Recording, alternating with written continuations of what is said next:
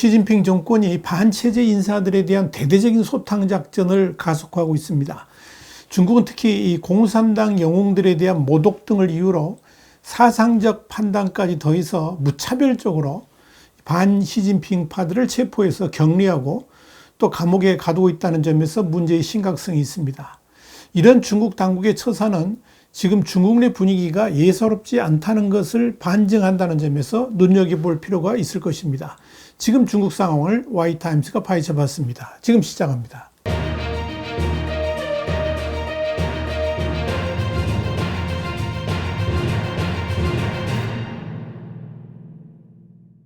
미국의 소리 VOA는 지난 3일 시진핑 정권이 정치적 반대파를 사냥하는 이유, 이런 제목의 능위엔 기고글을 통해서 중국 당국이 그동안에 공산당 영웅과 순교자를 모욕하거나 명예를 훼손했다는 이유로 반체제 인사들을 체포해서 감옥에 가두려는 움직임이 계속되고 있다, 이렇게 보도했습니다. 가장 최근의 사례는 미국에 거주하는 예술가 가오진이 가족을 만나러 집으로 돌아가던 중에 허베이성 경찰에 체포된 사건인데, 이 체포된 이유는 그가 만들었던 마오쩌둥 동상이 정치적으로 마오쩌둥의 명예를 훼손했다고 판단했기 때문입니다. 가오진이 만든 이 마오 흉상을 보면 마오를 상징적으로 희화한 모습을 확인할 수 있습니다.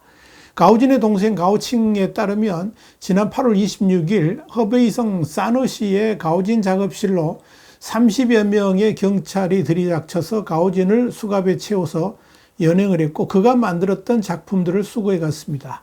그는 현재 사너시 공항국에 구금되어 있습니다. 사실 가오진은 그동안에 중국의 정치와 사회에 대해서 풍자하는 작품들을 만들어 온 것으로 알려졌습니다. 이번에 당국이 문제를 삼은 조각품들을 보면 마오 여사 시리즈, 무릎 꿇고 회개하는 마오 등 이 문화혁명 시기와 관련된 작품들이었습니다. 이 가오진을 체포하면서 중국 당국이 적용한 법률은 2018년 5월부터 시행된 영웅 순교자 보호법으로 제26조는 이 영웅과 순교자의 이름, 초상, 명성 또는 명예를 모욕, 비방하거나 기타 방법으로 침해하여 사회의 공익을 해치는 사람은 법에 따라 민사 책임을 제하고, 공안행정 위반에 해당하는 경우 공안당국은 법에 따라 공안행정처벌을 부과하며 범죄에 해당하는 경우 법에 따라 형사 책임을 진다, 이렇게 규정하고 있습니다. 이 법률에 근거해서 중국 및 해외에서 중국 공산당의 원로들이나 공산당의 역사 및 명예 등을 훼손했다고 판단되며 수시로 체포하고 있는데, 실제로 중국 당국은 이 범죄로 수십 명의 반체제 인사들을 체포하고 형을 선고했습니다. 그런데 중국 당국이 가오진을 체포한 것은 사실 법적 근거가 전혀 없다고 봐도 무방합니다. 12년 전에 만들어진 작품을 그 후에 만든 법으로 처벌한다는 것 자체가 코미디인데다가 말도 안 되는 제목을 붙여서 긴급 체포를 했다는 건 역시 무리한 법 적용이라고 해도 과언이 아닐 것입니다. 이는 법의 일반 원칙인 소급 금지를 정면으로 부인하는 것으로 노골적인 보복적 법 집행이라는 점에서 문제의 심각성이 있습니다. 그렇다면 시진핑 정권은 정치적 반대파들을 왜 이렇게 법적 근거도 없이 무자비하게 체포하고 구금하는 것일까요? 특히 이들의 목소리가 일반 대중들에게 크게 영향을 미치지 않음에도 불구하고 정치적 반대자들을 추적하고 또 체포하는 것일까요? VOA는 이를 위해서는 현재 중국의 정치적 반대 의견에 대한 일반적인 이해가 필요하다 그러면서, 반대는 일반적으로 정부 및 정부의 정책이나 기타 사회적 규범에 대한 동의 또는 반대를 의미하며, 반체제 인사들의 목적은 정부의 반응을 얻고 변화를 추구하기에 현재 사회 상태를 비판하는 것이다, 이렇게 봤습니다. 그러면서 오늘날 중국에서 정치적 반대는 좁은 의미와 넓은 의미로 모두 이해할 수 있다 그러면서, 전자는 현 정권에 반대하는 사람들이 정권에 대한 불만을 표현하는 것을 말하고, 후자는 정치적 이해관계의 표현으로서 반대를 말한다, 이렇게 설명했습니다. VOA는 또 당국 입장에서는 온건이든 급진이든 어떤 형태든 반대의 생각을 가지고 있는 자들은 모두 정권에 대한 위협으로 간주된다 그러면서, 정치적 이해관계의 표현으로 봤을 때 정부 관료 내부의 다양한 정치적 견해 표현조차도 정치적 반대자로 낙인 찍힐 수 있다고 봤습니다.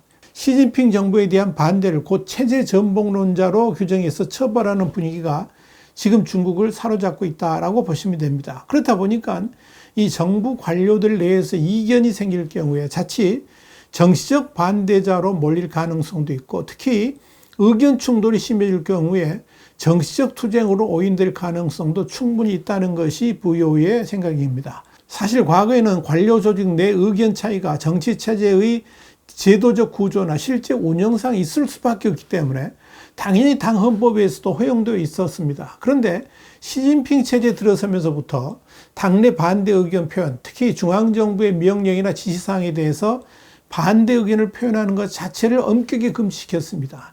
그럼에도 불구하고 시진핑의 정치가 워낙 문제가 많다 보니까 여기에 대한 반발들이 당연히 일어날 수밖에 없었는데, 그런 일들이 생길 때마다 시진핑 정부는 그들을 가혹하게 대했습니다. 대표적인 예가 중형을 선고받은 런즈창과 교수직에서 해임된 쉬장룬을 비롯해서 그의 통치에 대한 불만을 공개적으로 표현한 당 내부자들이 있었습니다.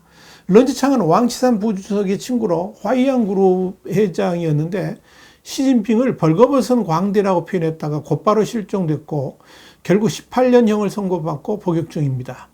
런치창 사건은 태자당이라고 해도 시진핑의 권위에 도전하는 자는 용서하지 않는다는 것을 공개적으로 드러낸 사건이었습니다. 쉬장룬 칭화대 교수도 시진핑 독재를 비판하다가 파면됐습니다. 유명한 법학자였던 그는 2018년 7월 우리 앞에 우려와 기대라는 시론을 통해서 시진핑의 개혁개방 후퇴를 강력하게 비판했습니다.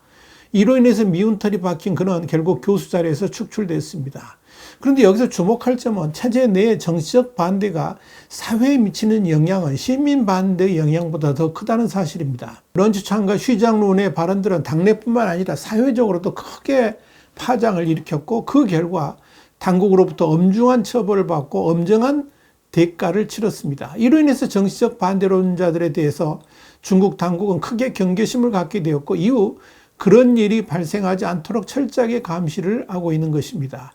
이와 다른 차원에서 중국 당국이 두려워하는 것 중에 하나가 바로 반체제 인사들의 목숨을 건 투쟁입니다. 반체제 인사들은 당국의 검열이나 협박, 투옥, 심지어 다양한 폭력에 그대로 노출되어 있습니다.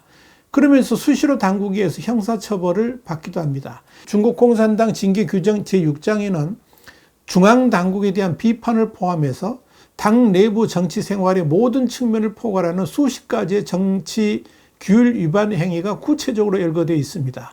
또한 당의 정치 규율을 위반하면 당원과 간부들이 중앙정부와 시진핑을 비판하지 못하도록 협박하기 위해 당과 공직에서 제명하는 등의 처벌을 받을 수 있습니다. 이와 함께 중국 공산당의 감찰 업무 규정은 정치감독 강화와 정치 기율 및 규칙의 엄격한 집행을 감찰 업무의 주요 초점으로 삼고 있습니다. 한마디로 시진핑 정부에 대한 반대를 아예 입 밖으로 꺼내지도 말라는 것이 중국 당국의 의지라 이렇게 볼 수 있을 것입니다. 지금 외부적으로 보면 중국 사회, 특히 관료제 내에서 정치적 반대는 당국이 당내 징계와 사법재판을 포함한 다양한 정치적 도구를 사용해서 이를 억압함에 따라서 표면적으로는 급격히 감소한 것처럼 보입니다. 그러나 실제로는 그렇지 않다는 것이 VOA의 판단입니다. 사람들은 정치적 처벌을 회피하기 위해서 다양한 방식으로 시진핑 체제에 저항하고 있습니다.